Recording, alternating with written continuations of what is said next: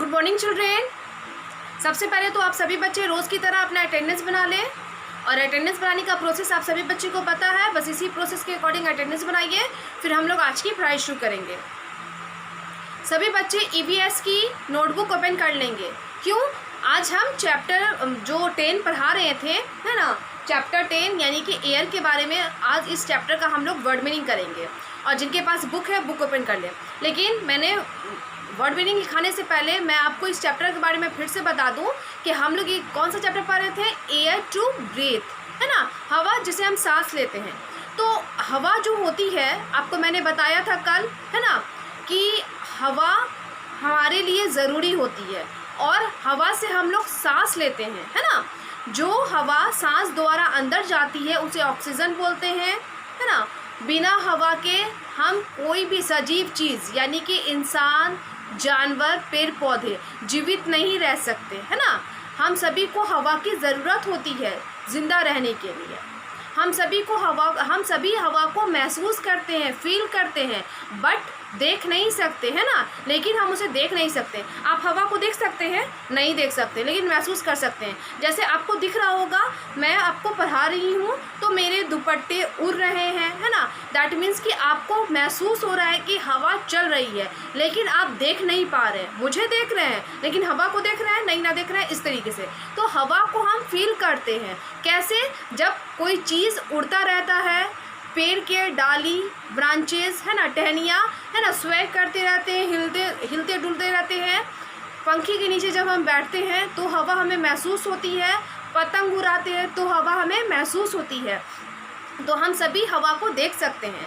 एक और बात मैं बता दूं, हवा जो होती है उसका कोई अपना आकार नहीं होता। आप जिस चीज़ में हवा को भरिएगा वो चीज़ उस तरीके से हवा उस चीज़ का आकार ले लेगा। जैसे कभी, है ना, हवा में भार होती है, हवा आकार लेता है। अब बोलिएगा हवा भारी कैसे होता है, हल्का? जैसे मान लीजिए आप बलून लेते हैं ना, बलून, तो बलून में एक खाली बलून है, उसे हम हवा भरते हैं। तो जैसे जैसे हवा भरते रहते हैं, बलून का जो साइज़ है, उसका आकार है, बढ़ते रहता है, बढ़ते रहता है, बढ़ते रहता है, बढ़ते रहता है। जितना हम चाहते हैं बड़ा करना और जितना बलून हो सकता है उतना हम बड़ा करते हैं। उसके बाद तो आप ऐसा महसूस किए होंगे, जो खाली बलून होगा तो वो हल्का होगा और जो जिसमें हवा भरा होगा वो खाली से थोड़ा भारी होगा। दैट मीन्स कि हवा में भार है इसलिए तो वो बलून भारी हो गया, और जो बलून खाली है जिसमें हवा नहीं भरा गया वो हल्का हो गया, है ना। उसी तरीके से तो हवा में भार होता है, वज़न होता है। और दूसरी बात कि हवा जगह भी लेता है। जैसे कि हम बलून में हवा भरे तो हवा बलून में चला गया तो जगह ले लिया ना, बलून के अंदर का पूरा जगह ले लिया, वो हो गया। दूसरी बात ये हो गई, मैंने बताया कि हवा हमारे लिए ज़रूरी होता है और हवा से हम बहुत सारे काम करते हैं जिससे हमें मनोरंजन होता है। जैसे कि हम कैंडल्स को बुझाते हैं तो उसमें भी हवा की ज़रूरत पड़ती है और हमें बुझाने में अच्छा लगता है ना। दूसरी बात, जब हम पतंग उड़ाते हैं तो हमें ये मज़ा आता है पतंग उड़ाने में, और पतंग तभी उड़ सकती है जब हवा चलती हो।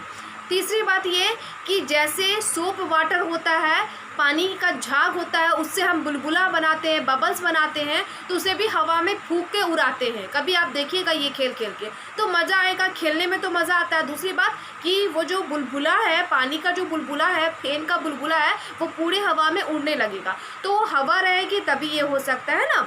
दूसरी बात ये कि हवा हम सभी के लिए ज़रूरी है। हवा से हम ज़रूरत की चीज़ें भी करते हैं, है ना। तो और देखिए, और हवा जो होती है हमेशा रहती है, चारों तरफ रहती है, ऑल अराउंड एवरीवेयर। बट हवा को हम लोग देख नहीं सकते, बस महसूस कर सकते हैं। लेकिन जो हवा स्लोली मूव करती रहती है उसे विंड बोलते हैं। हवा मीन्स भी वायु, सॉरी, एयर मीन्स वायु या हवा, तो विंड मीन्स भी वायु या हवा। बट जो चलती रहती है उसे विंड बोलते हैं, है ना। Moving air is called wind. बहती हुई हवा, चलती हुई हवा विंड कहलाती है।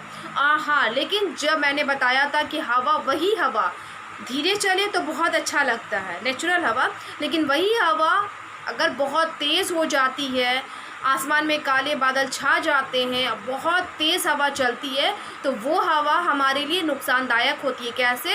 तो उसे आंधी कहते हैं, स्टॉर्म कहते हैं, तूफ़ान कहते हैं। और वो हवा घरों को, पेड़ पौधों को गिरा सकती है और गिरा देती है, जिससे बहुत नुकसान पहुंचता है इंसानी जीवन पे, तो ये हमारे लिए नुकसानदायक हुआ ना। तो यही तो हवा हमारे लिए अच्छी भी है पर नुकसानदायक भी है, लेकिन हवा होनी चाहिए, बिना हवा के हम जीवित नहीं रह सकते।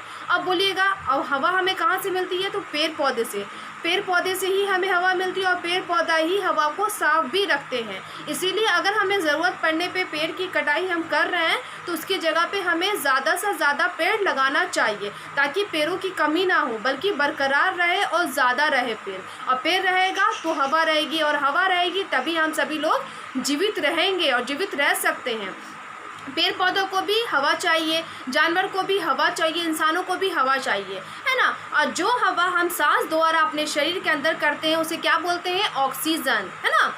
ये जो कि हमारे लिए बहुत इम्पॉर्टेंट है ना। इसीलिए और आपको मैंने बताया भी जैसे होम के बारे में कि घर होते हैं, घर को साफ़ सुथरा रखना चाहिए और विंडो होने चाहिए एक अच्छे घर में, उसमें वायर मेश लगे होने चाहिए। तो वायर मेश होने चाहिए क्यों, हवा अगर फ्रेश एयर आएगा तो घर का माहौल यानी कि वातावरण अच्छा रहेगा, है ना, साफ़ रहेगा और हम सभी स्वस्थ रहेंगे। तो हवा हमारे लिए ज़रूरी भी है और इसे हमें साफ भी रखना है। कैसे, पेड़ पौधा लगा के। और मैंने कल बताया था ना कि हवा को हम ही इंसान दूषित कर रहे हैं, गंदा कर रहे हैं। कैसे, ज़्यादा गाड़ियाँ चलाते हैं, उससे धुआं निकलता है, फैक्ट्रीज से धुआं निकलता है, पेड़ों की कटाई कर रहे हैं जिससे वायु प्रदूषित हो रहा है, जिसको वायु प्रदूषण, एयर पॉल्यूशन कहते हैं ना। और इसे रोकने के लिए क्या है, गाड़ी का इस्तेमाल तो हम करेंगे, लेकिन नज़दीक की जगहों में हम पैदल भी जा सकते हैं और वहाँ साइकिल से भी जा सकते हैं। साइकिल में कोई पेट्रोल, कोई ईंधन का यूज़ नहीं होता, और जाहिर है जब ईंधन का यूज़ ही नहीं होगा तो साइकिल से धुआं नहीं निकलती है, आप सभी बच्चे जानते हैं। तो हमें कोशिश करनी चाहिए कि अगर हम नज़दीक की जगहों में जा रहे हैं, जैसे नज़दीक के बाज़ार में किसी के घर घूमने जा रहे हैं जो कि नज़दीक है, जहाँ हम पैदल जा सकते हैं, तो वहाँ हमें पैदल ही जाना चाहिए। इससे क्या होगा, ये फ़ायदे होंगे, एक तो हवा साफ़ रही, दूसरा ये रहा कि पेट्रोल भी बचा, तीसरा ये रहा कि आप जब वॉकिंग करेंगे तो वो आपके लिए बेस्ट होगा, है ना। वो तो एक एक्सरसाइज है, चलना हमारे सेहत के लिए बहुत अच्छा है ना। तो उससे खाना भी डाइजेस्ट होता है, हमारे है ना बॉडी में एसिडिटी यानी कि गैस प्रॉब्लम नहीं होती है। तो ये हमारे लिए कितना फ़ायदेमंद हुआ। इसीलिए तो हमें कोशिश करना चाहिए कि जब हम नज़दीक की जगहों में जा रहे हैं जहाँ हम पैदल जा सकते हैं, पहुँच सकते हैं, तो वहाँ हमें पैदल जाना चाहिए, नहीं तो साइकिल का इस्तेमाल कीजिए, है ना, ट्राईसाइकिल या बाईसाइकिल का इस्तेमाल करना चाहिए। ओके, लेकिन हमें कोशिश करनी चाहिए कि गाड़ी कम, हाँ जहाँ दूर है तो गाड़ी का इस्तेमाल होगा ही, बिना गाड़ी के तो हम जा भी नहीं सकते, असंभव है। लेकिन नज़दीक की जगहों में तो हम कोशिश कर सकते हैं कि पैदल रहें, इससे हवा साफ़ रहेगी। तो बहुत छोटी छोटी चीज़ें हैं जिससे हम हवा को साफ़ रख सकते हैं। अब जैसे देखिए फेस्टिवल में लोग पटाखे, क्रैकर्स को बर्न करते हैं, जलाते हैं, तो वो क्रैकर्स, पटाखे में से धुआं निकलता है, वो धुआं कहाँ जाएगा, तो हवा में मिक्स होता है, तो हवा को प्रदूषित करता है। तो अपने मनोरंजन के लिए हम अपना ही नुकसान कर रहे हैं ना। तो हमें अब पटाखे जलाइए, बट ऐसा कि जिससे धुआं ना निकले और कम से कम हमें जलाना चाहिए। उससे एक तो वो तो आवाज़ भी बहुत करती है, दूसरा वो धुआं भी निकालेगी जिससे हवा गंदी होगी, तीसरा हमारे हाथ पैर जल सकते हैं, हम घायल हो सकते हैं। तो हमें कोशिश करनी चाहिए कि इन सारी चीज़ों से दूर रहे जो हमें नुकसान पहुँचाए, है ना। तो इस तरीके से हमने हवा के बारे में बताया। आइए हम वर्ड में नहीं लिखाते हैं और आप सभी बच्चे नोट कीजिएगा। तो आपने EVS की नोटबुक ओपन की है, हाँ आप नोटबुक ओपन कीजिए।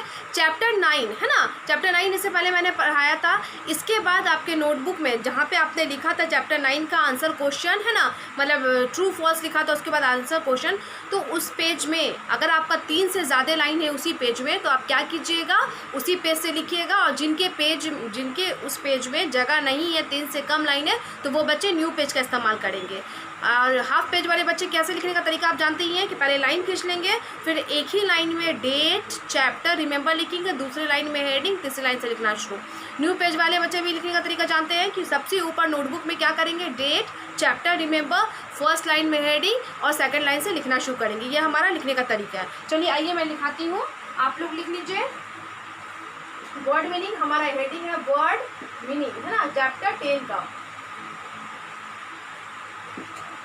इसके बाद क्या लिखेंगे, रिमेंबर, जो कि हमें याद करना है, तो रिमेंबर लिखना ही लिखना है, रिमेंबर।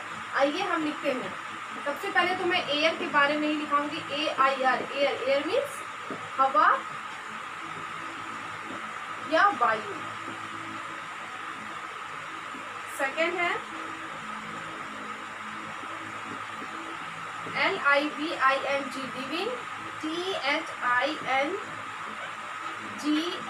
थिंग्स।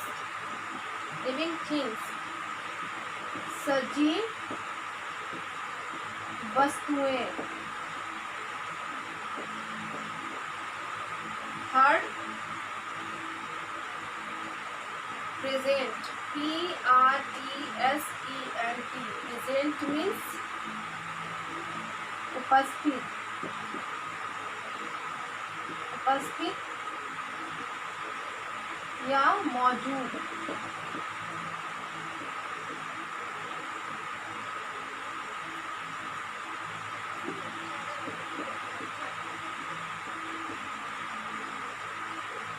फोर में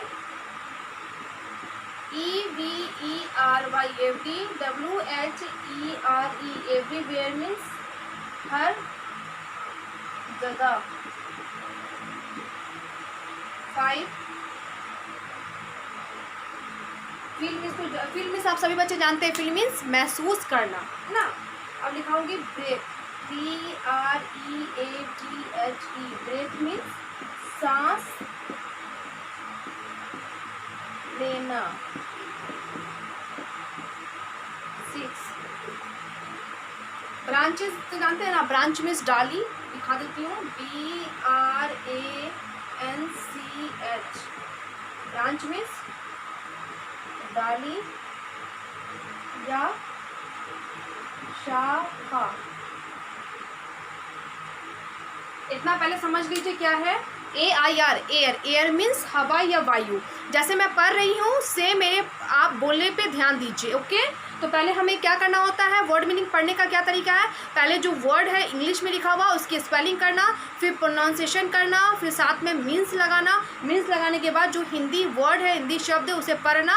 अगर कॉमा है तो कॉमा की जगह पे क्या बोलना, या बोलना, है ना। तो क्या है AIR, एयर, एयर मीन्स हवा या वायु। या क्यों मैंने बोला, क्योंकि यहाँ पे बीच में कॉमा है, कॉमा दैट मीन्स कि वहाँ पे दो शब्द है, दो अलग अलग।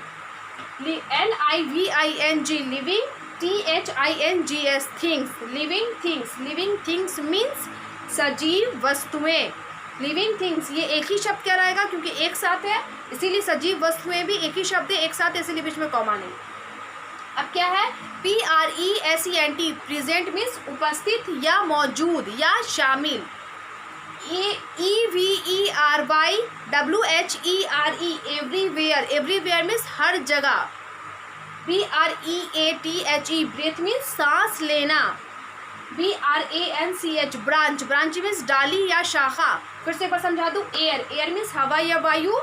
लिविंग थिंग्स मीन्स सजीव वस्तुएं। प्रेजेंट मीन्स उपस्थित या मौजूद।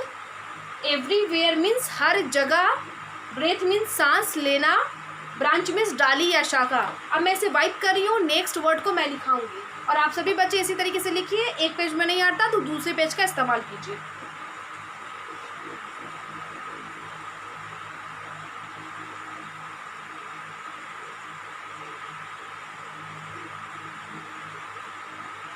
अब क्या है, 6 लिखा दिया मैंने। 7 SWAY, स्वय, स्वय मीन्स हिलना डुलना।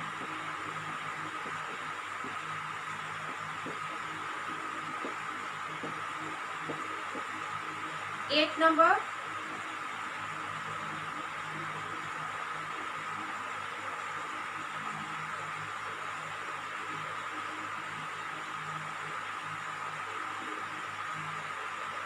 एंजॉय, ENJOY, एंजॉय मीन्स आनंद लेना।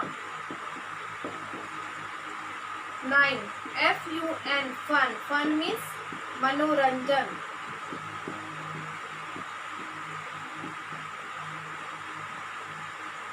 10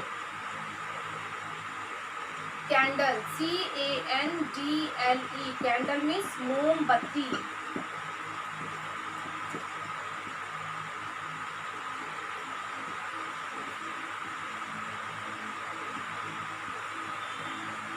11 WHISTLE, whistle, whistle means सीटी या सन।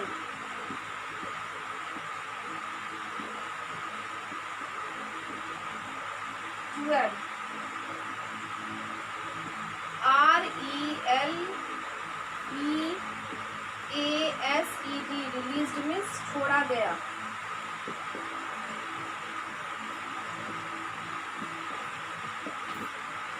PUBBLE,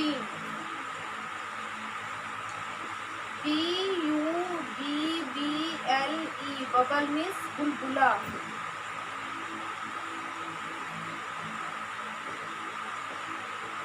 बुलबुला है ना, ज़्यादा नहीं है, बस 13 वर्ड है।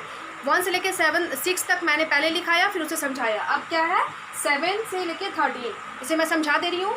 SWAY, स्वय, स्वय मीन्स हिलना डुलना। और एक स्वय का मतलब होता है शपथ लेना, कसम खाना, बट यहाँ पे स्वय का क्या मतलब है, यहाँ पे मीनिंग है स्वय का हिलना डुलना। ENJOY, इंजॉय मीन्स आनंद लेना। FUN, फन, फन मीन्स मनोरंजन। CANDLE, कैंडल मीन्स मोमबत्ती, या कैंडल मीन्स दीप भी होता है, दीपक भी होता है, बत्ती भी होता है, बट मोमबत्ती जनरली होता है, इसलिए मैंने मोमबत्ती दिखाया। अब क्या है WHISTLE, विसिल। देखिए विसिल में टी साइलेंट हो गया, टी लिखेंगे लेकिन टी को पढ़ेंगे नहीं, टी लिखेंगे लेकिन पढ़ेंगे नहीं, उसका आवाज़ नहीं निकालेंगे। क्या देगा WHISTLE, है ना, टी का मैंने आवाज़ नहीं निकाला, विसिल बोला। विसिल मीन्स सीटी या सन। कभी कभी क्या होता है ना, जैसे आप बलून में हवा भरिए और हवा भर के जब उस हवा को छोड़ दीजिए, बलून में से हवा निकालने लगे तो ऐसे करेगा सन, ऐसे करके आवाज़ करेगा ना, उसी को बोलते हैं सन, मतलब आवाज़, ध्वनि को। उसके बाद क्या है RELEASED, रिलीज्ड मीन्स छोड़ा गया, मुक्त किया गया, है ना। BUBBLE, बबल मीन्स बुलबुला, किसी चीज़ का बुलबुला होता है ना, उसको बोलते हैं। तो ये कितना है, पूरा 13 वर्ड है। फिर से मैं समझा दूँ। स्वय, स्वय मीन्स हिलना डुलना। इंजॉय, इंजॉय मीन्स आनंद लेना। फन, फन मीन्स मनोरंजन। कैंडल, कैंडल मीन्स मोमबत्ती। विसिल, विसिल मीन्स सीटी या सन। रिलीज्ड, रिलीज्ड मीन्स छोड़ा गया। एंड बबल, बबल मीन्स बुलबुला। ये पूरा 13 वर्ड है। आप सभी बच्चे नोटबुक में नीट एंड क्लीन हैंडराइटिंग में नोट कीजिएगा और इसे याद कीजिएगा। तो आपका होमवर्क क्या हो जाएगा, remember word meaning of chapter 10। Chapter 10 का वर्ड मीनिंग आपको याद करना है। अब मैं अपने क्लास को स्टॉप कर रही हूँ, और जब क्लास स्टॉप होता है, एंड होता है, उस समय मैं एक गुड हैबिट टिप देती हूँ। तो आज का हमारा गुड हैबिट टिप है एट टेबल, यानी कि खाने का तरीका। खाने से पहले आपको क्या करना है, खाने के बीच में क्या करना है और खाने के बाद क्या करना है, वो है ना। क्योंकि घर के बाद मैं खाने का तरीका बता दूँ, चाहे वो आप अपने घर में खाएं, है ना, चाहे आप बाहर घूमने जाते हैं, रेस्टोरेंट, होटल वगैरह वहाँ खाएं, या किसी और के घर हम जब घूमने जाते हैं, अपने रिलेटिव्स हो, फ्रेंड्स हो, नेबर्स हो, किसी के घर घूमने जाते हैं तो हम कुछ खाते हैं, तो हमारा खाने का तरीका क्या होना चाहिए। तो सबसे पहला जो आज का गुड हैबिट टिप है, और आप सभी बच्चे ये बात जानते हैं, हमें क्या करना है, wash your hands before and after eating. खाने से पहले और खाने के बाद अपने हाथ को वॉश करना है, धोना है। ये बात सभी बच्चे जानते हैं, ये काम करते भी हैं और करना भी चाहिए। अगर जो नहीं करते हैं करेंगे, बहुत गंदी बात है ना। हमें खाने से पहले भी हाथ धोना है, खाने के बाद। खाने से पहले क्यों, जैसे मैंने अभी बोर्ड वर्ड छुआ, हाथ गंदा हो गया, मॉर्निंग का समय है, इसके बाद आप नाश्ता कीजिएगा, है ना, क्लासेस करने के बाद, तो अपने हैंड को वॉश कर लेंगे, है ना। वॉश करने के बाद हम कुछ खाएंगे, खाने के बाद फिर हमारा हाथ गंदा हो गया, फिर से हम वॉश करेंगे, है ना। तो इसीलिए खाने से पहले और खाने के बाद हमें अपने हाथों को धो लेना चाहिए। और जो भी गुड हैबिट टिप मैं आपको बताती हूँ, आप उसे फॉलो किया कीजिए और दूसरों को भी बताया कीजिए। होमवर्क में चैप्टर 10 का वर्ड मीनिंग याद कर लीजिएगा। आज के लिए इतना ही। Thank you all.